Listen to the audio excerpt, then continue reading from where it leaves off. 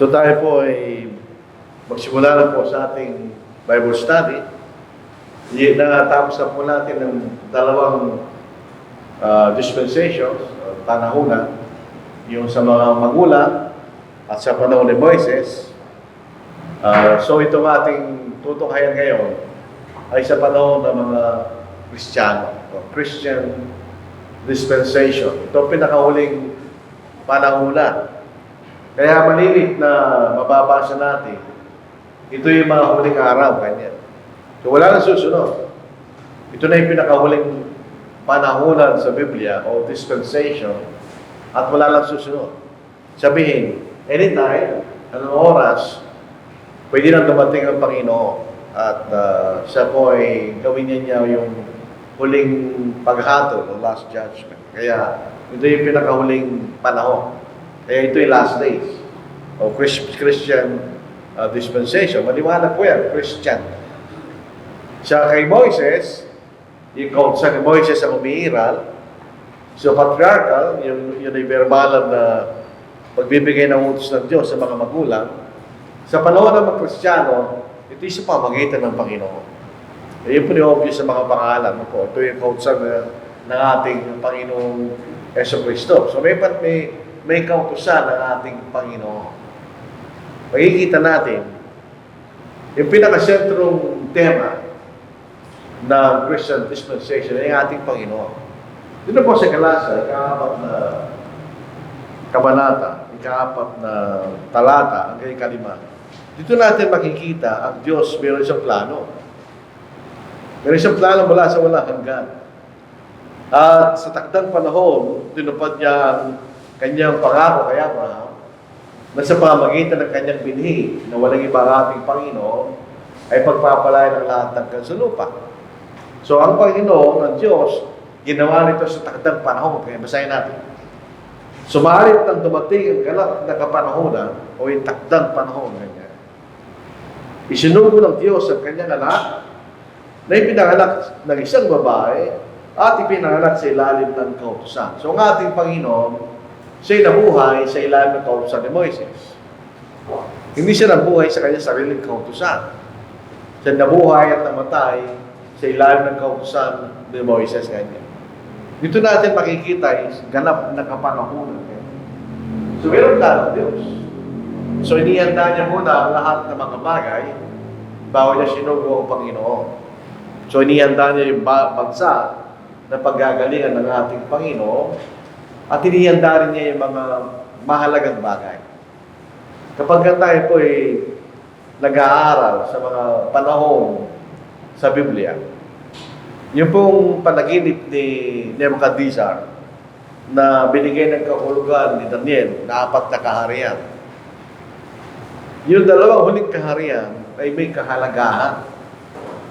Sabi palagi natin sinasabi, yung panahon o kaharian ni Alexander the Great. Bisa sinasabi Macedonian, Commission Grecian. Si Alexander the Great, ang tata niya si Philip, sila po yung Macedonian, hindi sila Grego. Magkamit bansa lang yung dalawa. Pero si Alexander at saka si Philip, sila po ay umahanga sa kultura ng mga Grego. Kaya hindi yung lengguwahe ng mga Macedonian, hindi rin yung kultura ng Macedonian, kundi kultura ng mga Grego. So ito po isang malawak na kaharian. At nagkaroon ng isang ginagamit na lengguwahe sa mundo ng panahon na yun. Ang ginagamit nila yung pagkaraniwang Greek kanya. Yung tinatawag na Koine Greek. Yung mga lengguwahe kasi iba-ibang antas yan. Halimbawa, yung English, kapag tayo po ay nag-aaral sa eskwelahan, ibang English ang ginagamit doon. Lalo pagdating natin sa masteral, doctorate, ibang English yun. Na hindi natin ginagamit sa araw-araw na transaction ng mga tao. Pero may pang-araw-araw na ginagamit. Yun po ang lengguwahe na kumalat sa panahon ni Alexander. Kaya mapapansin natin, ang wika na isinulat ang bagong tipan ay hindi Latin, kundi Grego. Ironically, mas marami nagsasalita ng Grego sa panahon ng mga Romano kaysa sa wika nila o Latin. So yun ang nagkaroon ng pagkalahatang lingwahe. Pagkatapos, dumating ang mga Romano. Ang mga Romano, sila po ay kilala sa pagiging magaling na tagapagtayo. May mga structure nila na ginawa pa noong panahon na yun. Meron pa rin structure na gumagana hanggang ngayon. At ang kamangha-mangha ay kailang mga daan. So yung buong Roman Empire, ito ay maraming daan na ginawa mga Romano. So, sa pangangaral ng Ebanghelyo, naging madali. Merong pagkalahatang lingwahe at merong maraming daan na gagamitin ng mga mangaral. So yun ang makikita natin kanap na kapanahonan. Dito sa Mateo, chapter 1, makikita natin kung ano ang dahilan. Bakit ang ating Panginoon ay nagkatawang tao, matiniwan niya yung kalulatihan sa langit, at siya nakitulad sa atin. So ang Panginoon, katulad natin siya. Ang pagkakaiba lamang, siya Diyos na nagkatawang tao, tayo tao lang. Wala na ibang kalikasan, ngunit talagang tao tayo. Pero nagkatawang tao, Panginoon, pareho lang natin siya. So 25 ng Mateo chapter 1, magsimula tayo sa 21. Siya mga anak ng isang lalaki, at ang pangalang itatawag mo sa kanya, Jesus, kanya. Dito natin makikita, minsan pinag-aawayan nila yung kung ano yung salin ng YHWH, yung Jehovah, Yahweh. Hindi mahalaga yun eh. Ang mahalaga, ano, may kahulugan nun. Ang pangalan ng Panginoon, nag-alam natin ay Jesus. Yun po yung nanggaling sa salin sa English at sa Kastila. Pero hindi talaga yun ang pangalan ng Panginoon. Sa salita Grego, ang pangalan ng Panginoon ay Yesu. Yan ang pangalan niya. Pero ibig sabihin, basahin po natin. Sapagkat iniligtas niya ang kanyang bayan sa kanilang mga kasalanan. Siya yun ang dahilan bakit ang pangalan niya ay Jesus kanya. Alam natin ang kahulugan ng Jesus, tagapagligtas. Nangyari nga ang lahat na ito upang matupad ang sinabi ng Panginoon sa pamagitan ng propeta. Narito magdadalang tao ng isang birhen at mga anak ng isang lalaki at ang pangalan itatawag nila sa kanya Emmanuel. Bakit hindi Emmanuel ang pangalan niya? Ang Emmanuel ay naglalarawan kung ano siya. Ibig sabihin, ng Diyos ay tumahan sa gitna ng mga tao niya. Yun ang ibig sabihin ng Emmanuel, ang ibig sabihin ay kasama natin ng Diyos. Nang bumangon si Jose, mula sa pagkatulog, ginawa niya ang pinag-utos sa kanya ng anghel ng Panginoon. Siya'y kanyang tinanggap bilang kanyang asawa. Ngunit hindi na ito nakilala hanggang sa may panganak nito, ang isang lalaki na pinangalanan niyang Jesus. Ano ibig sabihin din nakilala? Kilala niya yun, girlfriend niya yun eh. Hindi niya nakilala bilang asawa. Hindi sila nagsiping. Bago nagsiping lang sila, naipanganak ng ating Panginoong Jesus. Yung makikita, yun ang pinaka-tema ng panahon na ito. Ito yung patungkol sa ating Panginoon at sa kanyang ginawang pagliligtas. So, makikita natin, may tatlong bahagi yan. Yung Matthew, Mark, Luke, and John. Itong technically, mga kapatid, ang kautusan na umiiral sa panahon ni Matthew, Mark, Luke, and John ay ang kautusan ni Moises. So marami nagtatanong, kailan ba nagsimula ang bagong tipan? Yung Matthew, Mark, Luke, and John, yun ang kasaysayan ng Panginoon. Sabihin, hindi natin malalaman ang Ebanghelyo kung hindi nabuhay ang Panginoon, hindi siya namatay, hindi siya nabuhay na maguli. So yung Mateo, Mark, Luke, and John, pinatutunayan na si Jesus ay tao, tumira sa gitna ng mga tao kanya.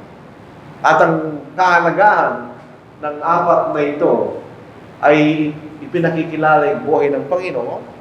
Siya'y tao na nabuhay, siya'y pinatay, at siya'y nabuhay na maguli. So, yun ang katunayan. Itong kasaysayan na naitala ni Matthew, Mark, Luke, and John. Maliban pa sa ito yung preparasyon. Unti-unting ipinapangaral ng Panginoon ang utos sa kanyang kaharian. Pero umiiral ang utos dito ay ang kautusan ni Moises. So dito sa una Korinto, kasi may nagtatanong na gano'n, pagka ginanoon natin mga Sabatista, yun ang argument nila eh. Ang Panginoon kaya na Moises dahil ng kausan ni Moises. Saan sagot natin, so what? Nung namatay yung Panginoon, tinanggal niya yan. Yung kausan na yan. So dito sa 1 Corinthians chapter 15, 1 to 4, basahin natin. Ngayon mga kapatid, ipinaalala ko sa inyo ang magandang balita na ipinangaral ko sa inyo. Yan ang, sa ibang salin, ang Ebanghelyo kanya. Yung salitang Ebanghelyo, hindi sinalin yun, nililipat lang sa Tagalog. Ang talagang kahulugan niya ay mabuting o magandang balita. Good news. Na ipinangaral ko sa inyo, na inyo nang tinanggap at siya naman inyong pinaninindigan. Na sa pamagitan nito kayo ligtas kung matatag ninyo itong pangahawakan. Malibang kayo sumampalataya na walang kabuluhan. So yung magandang balita na yun, na ipinangaral ni Pablo, ipinaniwalaan, tinanggap ng mga taga-Korinto, at sila naligtas. Ano yun? Katlo. Sapagkat ibinigay ko sa inyo, una sa lahat, ang akin din tinanggap. So hindi galing sa kanya yun. Ito yung pinakilala sa kanya ng Espiritu Santo. Na si Kristo ay namatay para sa ating mga kasalanan ayon sa mga kasulatan. Referring to the Old Testament. At siya'y nilibig. Siyempre, siya namatay. At muling binuhay na ikatlong araw ayon sa mga kasulatan. So yun nangyari sa Panginoon, yun ay nahihula na sa Old Testament. At ito'y tinupad ng ating Panginoon. At yun yung mababasa sa Matthew, Mark, Luke, and John. Yung makikita natin. Kumbaga, ito yung kasaysayan ng Panginoon nung kanyang pagkapanganak, tapos hanggang 12 taon, tapos wala na. From 12 years old hanggang 30 years old, wala tayong mababasa kung ano nangyari sa kanya. Siguro, siya yung ordinaryong tao na katulad natin, na nabubuhay at lumalaki. So, yung Acts of the Apostles, ito po yung kasaysayan ng pangangaral ng Ebanghelyo. Sabihin, so, nagsimula yung iglesia, tapos, sinugo ng mga apostol, at ipinangaral nila yung Ebanghelyo. Ito yung Acts of the Apostles. Actually, technically, ito yung Acts of Peter and Paul. Wala man tayong mababasa na ginawa ng yung ibang mga apostol. Pero by necessary interest, ginawa rin nila yun. Hindi lang natin alam kung saan sila pumunta at nangaral ng Ebanghelyo. So, it's sa Acts of the Apostles, ito yung kasaysayan, so history, kung paano ang mga apostol, particularly si Paul at saka si Peter, ipinangaral ng Ebanghelyo, at kung ano ang ginawa ng naunang iglesia, nagsimula habang tinatanggap nila yung katotohanan. So, yung Acts of the Apostles. Makikita natin ang simula ng pangalan ng Ebanghelyo at ang simula ng iglesia at kung paano ang iglesia sa panahon na yun. At pangatlong bahagi ng New Testament ay yung mga sulat. Epistles. May nagsasabi, pagka sinasalin nila yung epistula kanila eh. Di ba natin lang yung ibig sabihin ng epistula eh. Ang ibig sabihin ng epistle, sulat. Yun lang. Pag nababasa na ng Epistle of John, yun ang sulat ni Juan. So ito'y mula sa aklat ni Pablo na isinulat niya sa mga taga-Roma hanggang sa aklat ng Apokalipsis. Ano ang kahalagaan niya? Ito'y sinulat sa mga iba-ibang mga iglesia, local churches, at sa mga individual na mga Kristiyano na tinuturuan sila na maging tapat at lumaban-laban sa mga maling turo kanya para sila magpatuloy bilang alagad ng ating Panginoon. So, yung tatlong bahagi ng bagong tipan o yung panahon ng mga Kristiyano. So, ito yung preparasyon, tapos yung katuparan, at yung pagpapatuloy kanya hanggang sa panahon natin ngayon. So, yung Romans, may mga pilosopo, hindi naman sinulat sa inyo, kanya. Yung mga saksi ni Jehovah, yung ginagamit nilang argument. Sabi ko rin, hindi rin sinulat sa iyan. Pero dahil Kristiyano tayo, katulad nila, at ang Diyos ay mayroon lamang iisang kautusan sa lahat ng mga Kristiyano, by necessary inference, kung ano man ang pinag-utos sa mga naunang Kristiyano, yan din ang pinag-utos sa atin. Maliban lang kung meron tayong mababasa na ilimitado sa panahon na yan. Katulad ng Holy Spirit baptism, at yung pagkakaroon ng kaloob ayon sa Espiritu Santo. Otherwise, lahat na nakasulat yan, applicable sa atin. Para manatili tayong tapat at tayo liligtas ng Panginoon. So yun ang panahon ng mga Kristiyano. Yung New Testament, ito yung tatlong bahagi niya. Para maniwala lang po sa atin kung ano yung mga bahaging yun. At maunawaan natin ang kahulugan. Dito naman sa Matthew, sa chapter 18, ginagamit ng mga Baptist. Pag nagkasala yung kapatid lamang siya, puntahan mo siya kayo mag-isa kanya. Tapos ang pinakahuli doon, kung ayaw niya makinig kanya, sabihin mo sa iglesia. Sabi ng Baptist, wala pa naman iglesia no, kanila. Oo, wala pa nga. Kung sinasabi ng Panginoon, pagdating ng iglesia niya, kung ano gagawin niya pag nangyari yan. So ito ay para bang paninimula ng pangangaral ng ating Panginoon sa magiging kautusan sa kanyang kaharian o sa kanyang iglesia. So yun ang tatlong bahagi na makikita natin. Ngayon, ang ating Panginoon, totoong tao siya. Dahil mayroong kasaysayan ng kanyang pagkapanganak. Pasinin ninyo, ang ating Panginoon, dalawa ang kanyang saling lahi. Dalawa, hindi lang isa. Dalawa kanyang saling lahi, mga kapatid. Pasinin natin. Sa Matthew chapter 1 and 2, kaya hindi natin babasahin niya. Yun ang kapanganakan ng ating Panginoon. At sinasabi rin doon yung saling lahi niya. Pag kayo po'y observant at basahin ninyo, mayroong pagkakaiba yung saling lahi na nakasulat sa Mateo at yung saling lahi na nakasulat kay Lucas. Mayroon po ito divergence. Basahin natin. Sa Mateo chapter 1, at titignan ninyo, dito sinasabi ang Panginoon ay nanggaling kay Solomon. Tingnan natin yung particular na versikulo ano po. Ito, sabi niya sa verse 6. Naging anak ni Jesse, si Haring David, at naging anak ni David na sa asawa ni Urias, si Solomon. Pero pagdating sa Lucas chapter 3, ibang anak ni David na pinagalingan ng ating Panginoon. Basahin natin. Yung ako po'y bago-bago pa lang nagkaaral sa Biblia, nalilito ko din, ba't magkaiba? Ba't di sila pareho? Tingnan po natin. Tingnan natin itong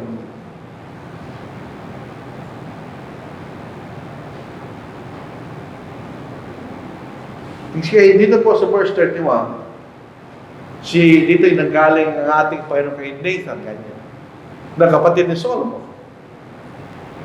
So, paano natin papaliwanag yun? Simple lang po ang paliwanag yan. Sa Matthew chapter 1, yun ang legal genealogy ng ating Panginoon. Ang sinabing legal, sa panahon, sa pagtala ng mga Hudyo, ang ginagamit ay yung sa tatay niya. Kaya ang problema, si Kristo ay hindi anak ni Jose. Dahil siya anak ng Diyos, di ba?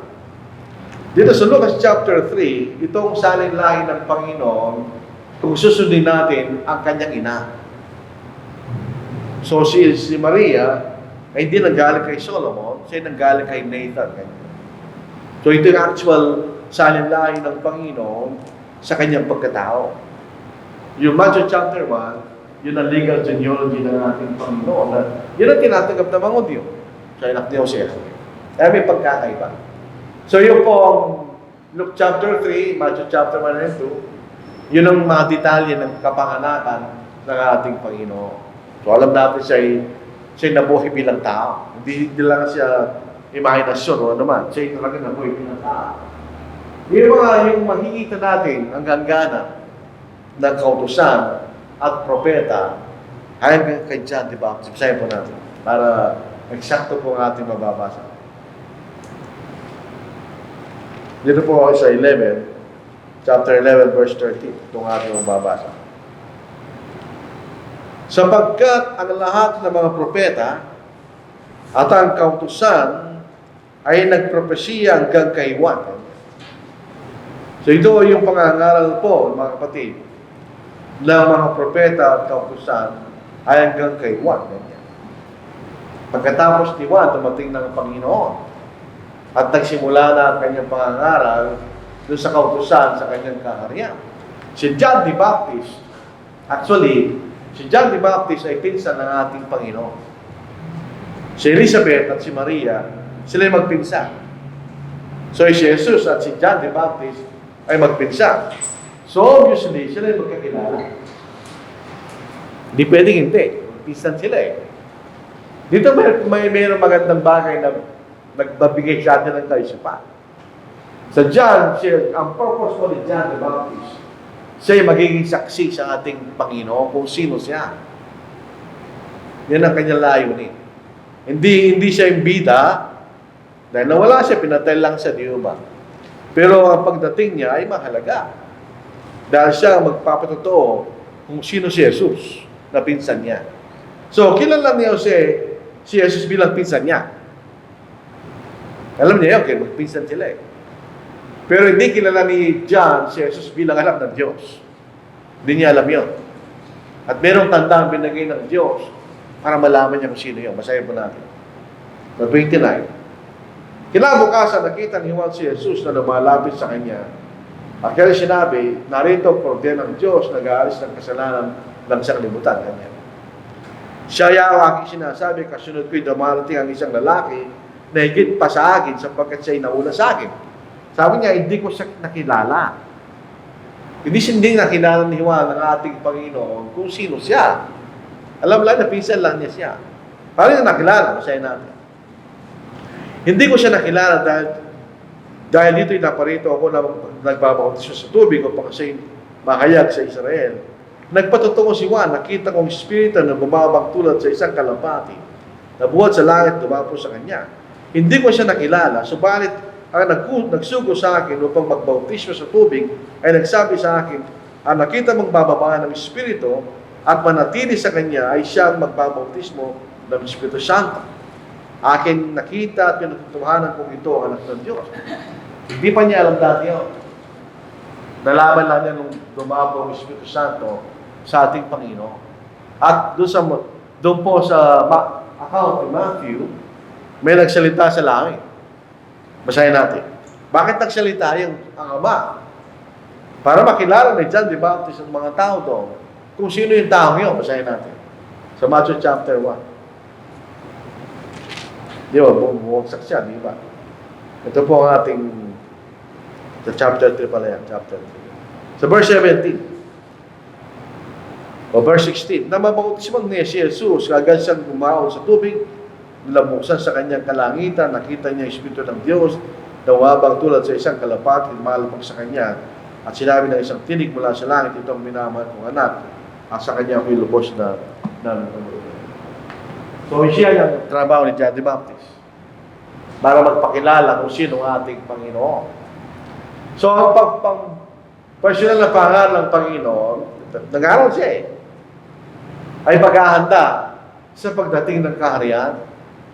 So, pagdating ng kaharian, yung paghahanda, maraming aspekto yun. Number 1, ihahanda niya yung kautusan na ituturo niya sa kanya mga alagad. Kaya pag binasa natin ng Matthew chapter 5, makikita natin mayroong contrast sa kautusan ni Moises at ang kautusan ng ating Panginoon sa kanyang kaharian. Pinaliliwanag ng Panginoon na ang kaharian ng Israel ay naiba sa kaharian niya. Yung isa ay physical na kaharian, yung isa ay isang spiritual na kaharian. Pero sa Mark chapter 1, ito po ay hindi may paliwanag ng premillennialist. Nasabi nila, ang iglesia raw po ay para magang afterthought ng Diyos. Dahil hindi niya itatag ng ating Panginoon ang kanyang kaharian. At instead ng kaharian, hindi natag ng iglesia. Hindi totoo yun. Sabasahin natin. Pagkatapos matakip si Juan, pumunta si Jesus sa Galilea na ipinangangaral ng Ebanghelyo ng Diyos na sinasabi, naganap ng panahon at malapit ang kaharian ng Diyos. Kayo magsisi at manampalataya sa Ebanghelyo. Ano mabuting balita yun? Wala pa naman hindi pa naman namatay ang Panginoon. Hindi pa siya inilibing, siya na po yung napamuli. So anong mabuting balita yun? Ibig sabihin, pag nabasa natin yung Ebanghelyo, depende kung ano mabuting balita yun. Ang mabuting balita na sinasabi ito ng Panginoon, darating ng kaharian. Kaya magsisi kayo kanya eh. Dahil darating ng kaharian. Yun ang sinasabi niya. So, niyang dumatamboy ang Panginoon at nangaral, ito yung paghahanda sa pagdating ng kanyang kaharian. Yun yung makikita natin sa pamumuhay niya. So, yung ating si Jesus at ang mga apostol, ang ipinangaral po nila, noong panahon na yun, ay sa mga Diyo lang. Hindi siya nangaral sa mga itim. Dahil wala namang alam ang mga itim tungkol sa pagdating ng kaharian. Tandaan natin, sila yung walang Diyos. Hindi siya kabilang sa mga tipan, ganyan sa mga pangako. Wala silang alam to. May mga Hudyo, alam nila yun. May darating na tagapagligtas at may darating na kaharian. Dito sa Mateo. Masahin po na sa Mateo chapter 15 verse 24. Ito pong ating mababasa. Ngunit sumagot siya at sinabi, ako'y hindi sinugo, maliban sa mga nawawalang tupa ng sambayan ng Israel. So ang ating Panginoon, hindi siya pumunta sa lugar na mahinti. So ang pangangaral niya ay limitado lamang sa lupain ng Israel. Yun ang layo din niya kanya. Upang akayin niya ay nawawalang tupa ng Israel kanya. Yun nung suguin niya ang kanyang mga alagad sa Matthew chapter 10. Sino yung mga alagad na yun? Yung 12. Kaya pinangalanan niya yung 12 eh. Doon sa unang bahagi po ng Matthew chapter 10, sinabi sa verse 2, verse 3, verse 4, ang mga pangalan ng 12 apostol. Binto tayo doon. Nang suguin niya itong mga taong ito, hindi pa sila apostol. So, inalalaman natin yung sumulat sa Mateo, alam niya later on, itong mga taong ito ay naging mga apostol. Ito po'y may tinatawag na, ito po'y isang talinhaga na parang may pagkakamali sa panahon. Tingnan siya dito sa Genesis. Di ba tinawag si Eva na Eva? Bakit siya tinawag na Eva? Dahil siya naging ina ng lahat ng mga tao. Wala pa siya anak doon.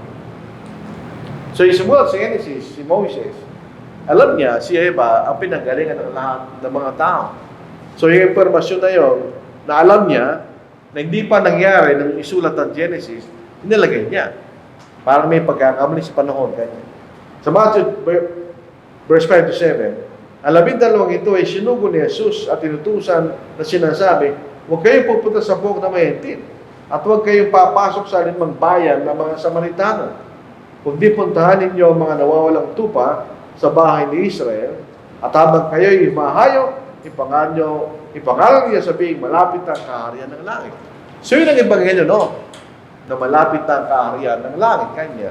Ito itinuro sa mga Hudyo lang. Hindi siya wala sila maintindihan, no? Later on, sa chapter 10, later on, doon pa lang sila napasok sa kaharian. Sa pamamagitan po ng sambahayan ni Cornelius. So yun makikita natin. So ito yung timeline na palagi nating binibigyan pansin. Yung talagang pangangaral ng Ebanghelyo ay nagsimula sa kamatay o yung katapusan ng kautusan ni Moises ay nangyari nang namatay ang Panginoon. So effectively, nung namatay ang Panginoon, yung kautusan ni Moises hindi na kautusan ng Diyos. Pinalitan ng isang panibagong kautusan. Pero katulad po ng anumang kautusan, meron siyang transisyon. Kahit po sa pagbabago ng saligang batas, kung nag-aaral kayo sa Constitution, meron siyang transitory provision. Ganyan. Ano yung ibig siyang transitory provision? Ito yung panahon na magmula sa lumang kasalukuyang saligang batas ay pupunta sa panibagong saligang batas. Ganyan. Merong gagawin mga bagay para mawala na yung kasalukuyang saligang batas at ang hingiran yung panibagong saligang batas. Ganyan. So, nung namatay ang Panginoon, effectively, hindi na kautusan ng Diyos yung kautusan ni Moises. Kailangan siyang mamatay para yung kanyang tipan ay maging effective, ganyan. Hindi na masahin natin. For where there is a testament, parang last will and testament, there must also be of necessity be the death of the testator, ganyan. Pagka meron tayong testament sa ating mga ari-arian, habang buhay ka, hindi pa iiral yun. Dahil pwede ka magbago kay isipan mo. Kailangan pag namatay ka na, doon pa lang iiral yun. Kung kailangan sa mamatay. For a testament is in force after men are dead. Pag namatay yung gumawa, kanya. Since it has no power at all while the testator lives. Eh. Kung yung knowledge skill na ability mo ay magiging effective pag namatay ka. Pag buhay pa, wala pang kwenta yun. Kahit halimbawa, nabasa mo yung nilalaman ng last year ng ng tatay mo na ibibigay sa yung tahanan niya, wala pang kwenta yun, buhay pa siya. Hindi ka pwedeng pumunta sa kanya, bigay mo na yung bahay ko kasi nakasulat sa testamento, bibigay mo rin sa akin yan. O mabibigay lang siya pag namatay na siya. So yung testament ng ating Panginoon ay naging umira nung namatay siya. Kung papasilin po ninyo sa kaugalian ng mga tao, yung testament, hindi namatay yung tao. Hindi pa naman kagad bubuksan yun eh. Meron ilang araw ang palilipasin, tatatawagin ng abogado, lahat ng mga merong interest doon sa tao na matay, merong legal relationship sa kanya, doon pa lang nila bubuksan. So, ibig sabihin, ganun din pa namatay ang Panginoon. Na wala rin kausa ni Moises, yung totoo yun. Pero meron pang ilang araw, bago effective din na ipangaral ang kanyang Ebanghelyo. Dito po sa Colossus. Yung kung kausa ni Moises, laban sa atin yun. Dahil habang umiiral ang kausa ni Moises, walang kapatawaran ng mga kasalanan. Kung kay sa Mudyo. Sabi nito ni Pablo, having wiped out the handwriting of requirements that was against us, which was contrary to us. And He has taken out of the way, having nailed it to the cross. Meron siyang ipinako sa cross. Hindi lamang ang ating magkasalanan ang napako sa cross, kundi kausan ni Moises. Tinanggal niya yun kung siya'y namatay sa cross. Kaya pinag-aaral natin nakarang linggo, pag pumipilit tayo babalik doon sa kausan ni Moises, magagalit ang Panginoon. Tinanggal ko na yan kanya. Namatay nga, tinanggal mo na yan kanya. Bakit bumabalik yan? Hindi na yan ang kautusan. Yun ang ibig sabihin ni Pablo sa Galatians chapter 5 verse 4. Dahil ito tinanggalan ng Panginoon nung siya namatay. Anong klaseng kautusan? Yung buong kautusan. Yung mga Seventh-day Adventist at mga katulad na pananampalataya, inihiwalay nila yung kautusan. Yung moral law, yung dapat kautusan ng Diyos, yung Ten Commandments. At saka yung ceremonial law na dinagdag lang daw ni Moses. Yan lang inalis. Hindi, yung kautusan, buong kautusan ang inalis. Pati yung Ten Commandments, inalisan ng Diyos yun. Pati yung sinasabi ceremonial na sila nagsabi noon, tinanggal na rin ng Diyos. So yung buong kautusan ay tinanggal na yan. Bilang isang mahikling komentaryo po ng Biblia dyan, sa 1 Corinthians chapter 9, hindi ko nagkakalas sa 21. Sinasabi rito yung disposisyon ni Pablo kung saan siya pumupunta. Pag pumunta siya sa mga Gentil, naging katulad siya ng mga Gentil. I mean, nakikigaya siya sa mga Gentil.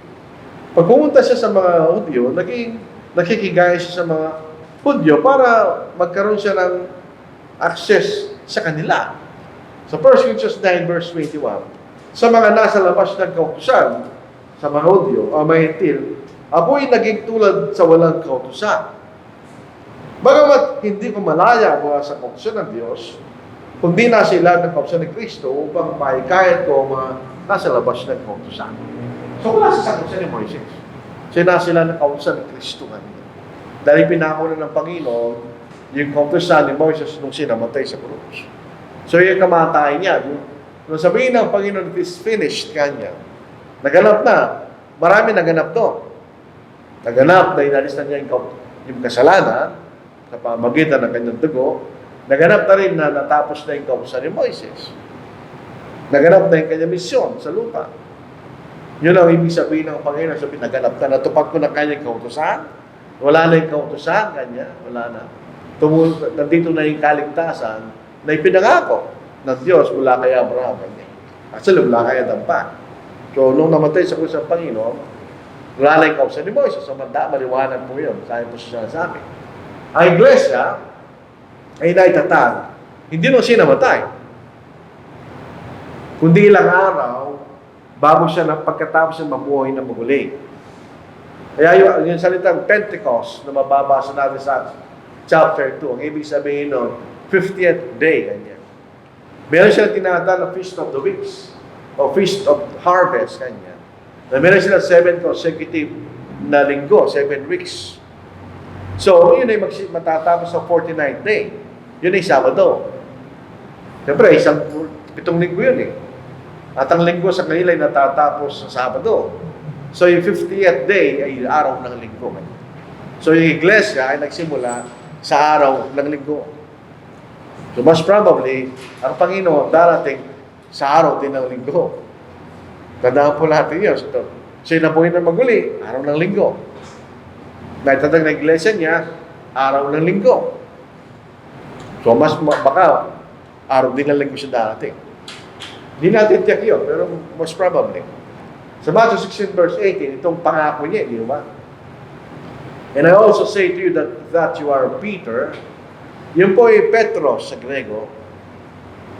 Nang ibig sabihin ay maliit na bato. Yung ginagamit natin pantirador nung tayo maliit. And on this rock, ibang klaseng bato yun. Ito isang malaking tipak na bato na pwede kang magtayo ng struktura sa ibabaw niya. So, ibig sabihin, yun ang pundasyon. And upon this rock, I will build my church. And the gates of Hades, o Hades, yung lugar ng kamatayan, hindi manalay sa ating Panginoon. Siya'y mabubuhay na maguli. Yung ibig sabihin, shall not prevail against it. Yung mga ibang kapatid, dahil nga po sa ang salin dito, the gates of hell, kanya. Ang kailang paliwanag na hindi ko pinaniniwalaan, ang kaharian daw ng Diyos o Iglesia, labas sa kaharian ng Satanas. Ito, yun. Pero hindi sa talatang yan. Yung salitang hell po diyan ay hindi tumutungkol kay Satanas, kundi sa kamatayan. So, mabubuhay siya maguli para maitatag niya kanyang iglesia kanya. Yung pundasyon ng kanyang iglesia, hindi si Pedro. Hindi mo pinag-uusapan si Pedro diyan. Ang konteksto ng mga talatang ito ay galing sa tanong ng Panginoon sa kanyang mga lagad. Sinong sinasabi ng mga tao kung sino ako kanya? Doon sa bagot sila, iba-ibang mga walang iniisip ng mga tao. Binalik sa kanya mga lagad. Sino? Kayo kanya. Sino ako kanya? Sa bagot si Pedro, ikaw ang Kristo, ang anak ng Diyos na buhay. Yun ang pundasyon. Na siya ang Kristo, ang anak ng Diyos na buhay. So, sino namang tao, wala silang karapatan at kapangyarihan na magtatag ng iglesia, kundi ang Panginoon lang. Kasi ang iglesia ay binubuo ng mga tao maliligtas niya eh. So, kung ito'y tinayo lang ng tao, walang kaligtasan, no? Dahil ang Panginoon ang ating tagapagligtas, mga kapatid.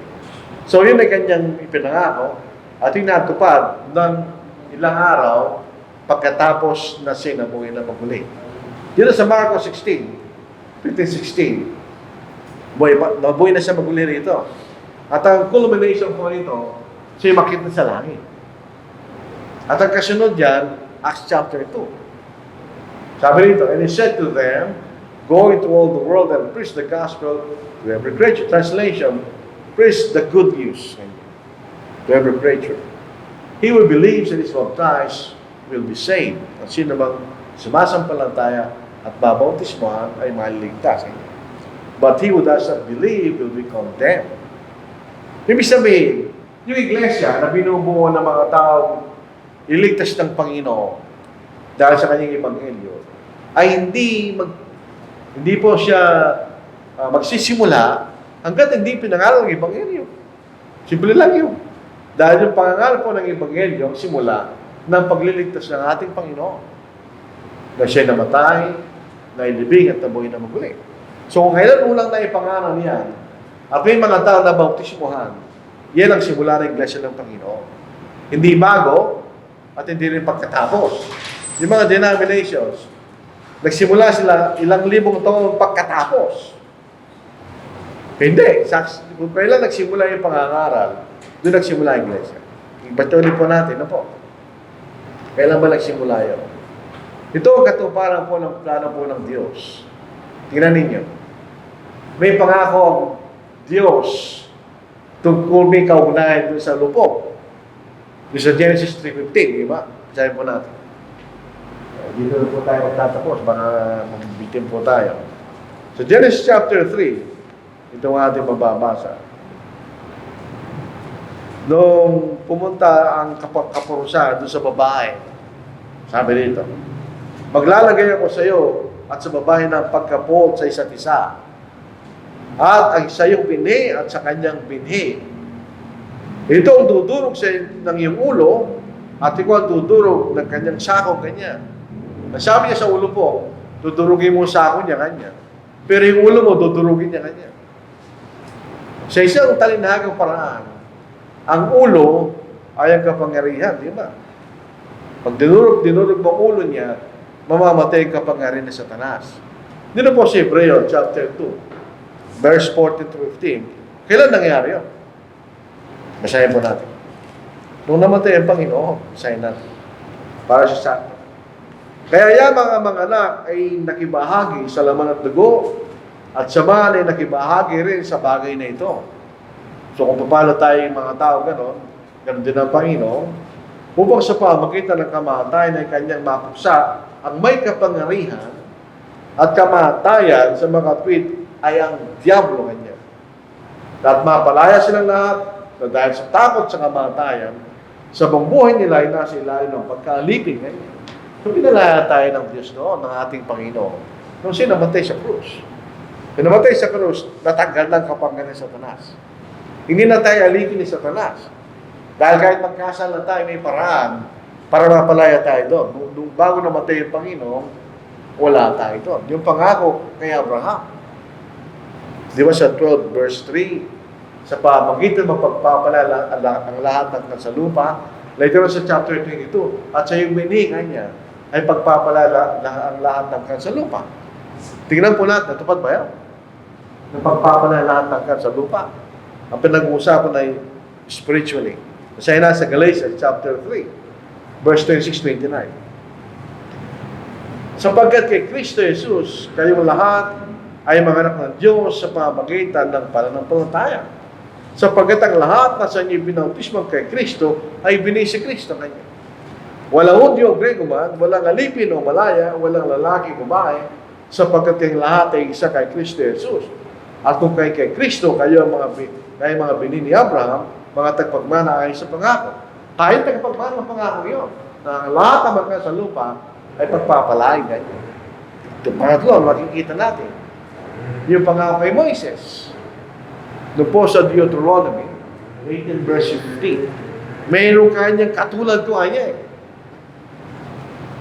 May palinitawin ng Diyos na katulad ko, sabi ng Moises. Basahin natin sa Deuteronomy chapter 18 verse. At sabi niya, makinig kayo sa kanya-kanya. Basahin natin. Sa verse 15 ng Deuteronomy. Hindi ko po itong pag hindi binabasa, ito po. Palit kami ng Panginoong Diyos para sa iyo ang isang propeta na gaya ko. Mula sa inyong mga sarili mong kapatid, sa kanya kayo makikinig kanya. So, binipalilitaw dahil sabi ni Moises na propeta katulad ko kanya. Sino yun? Ang ating Panginoon. Doon sa Gawa chapter 3, 22-26, basahin po natin. Dito niya makikita, ang Biblia ay totoo. Siya nagkakaisa. Lahat ng bahagi ay nagkakaisa sa isa't isa. Basahin po na sa Gawa, chapter 3, ano po? Ito yung pangalan po ni Pedro at ni Juan nung pinagaling nila yung lumpo. Upang ang mga panahon ng kaginawahan ay dumating mula sa harapan ng Panginoon at upang suguin ng Kristo na itinalagasan niya si Jesus.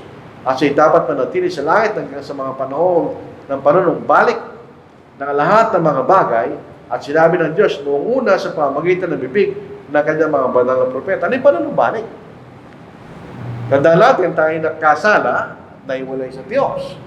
So yung panunumbalik, tayo manunumbalik sa Diyos. Kanya. The days of restoration sa English. Tuloy po natin.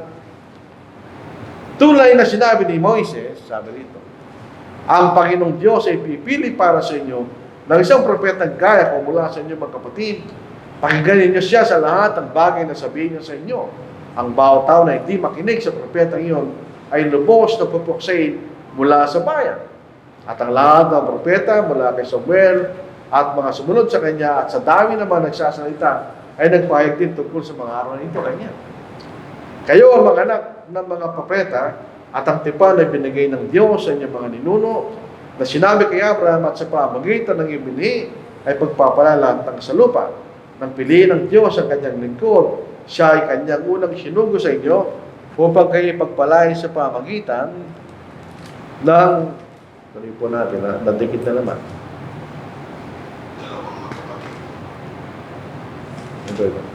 Ng pagtalikod sa bawat isa sa inyo, sa inyong mga kasamaan.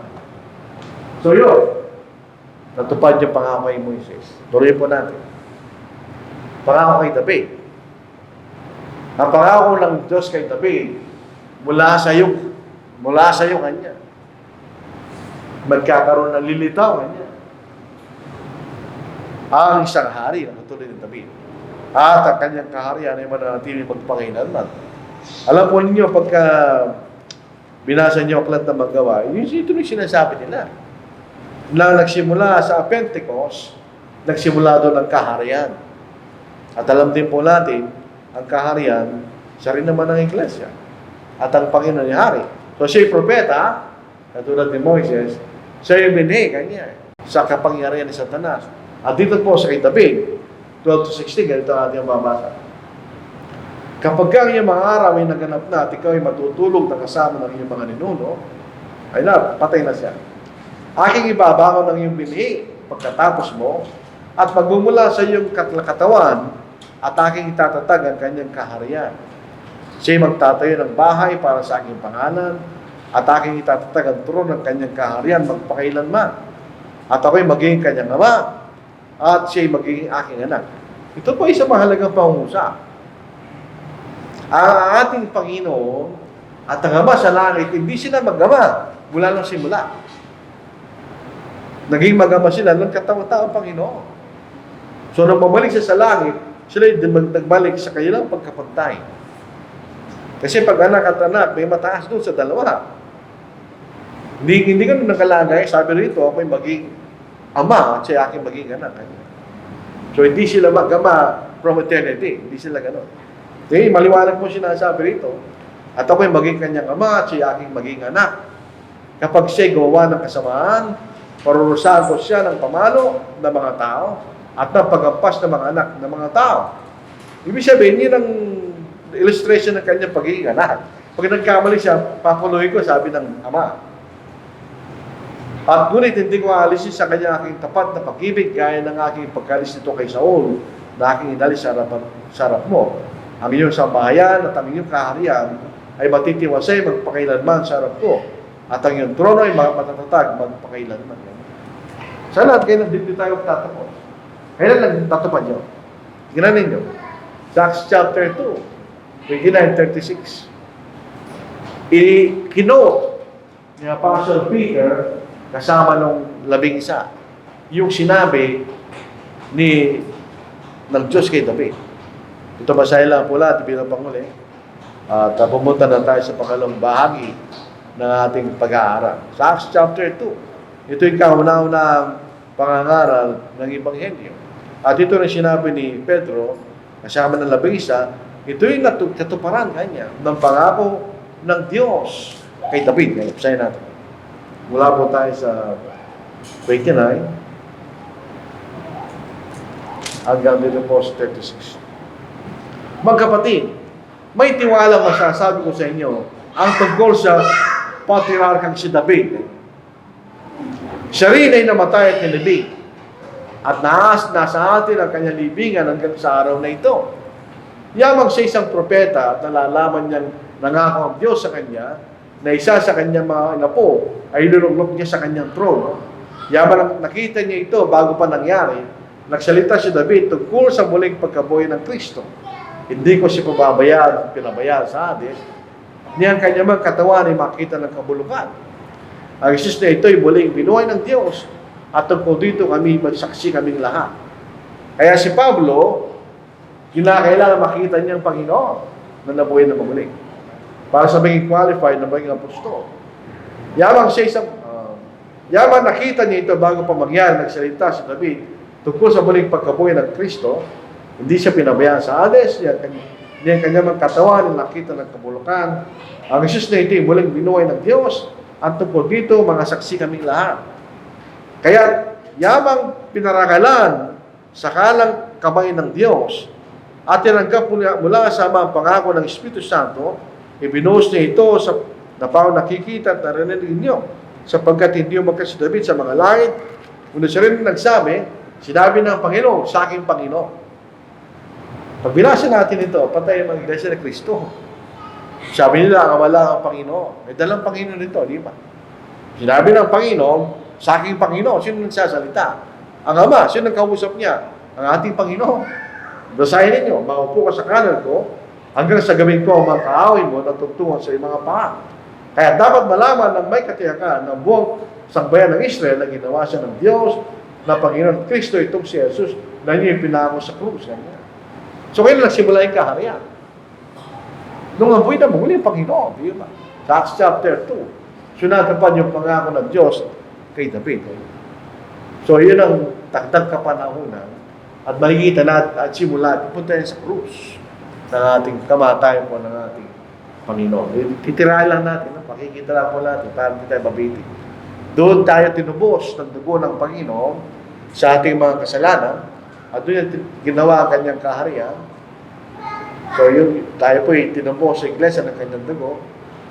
So, kung tayo maliligtas kay Kristo, pag tayo nasa kanyang iglesia. So ipagpapatuloy po natin ito sa susunod na linggo. Ibigay natin kay Brother Matthew ang pangunguna po sa pagpapaawit.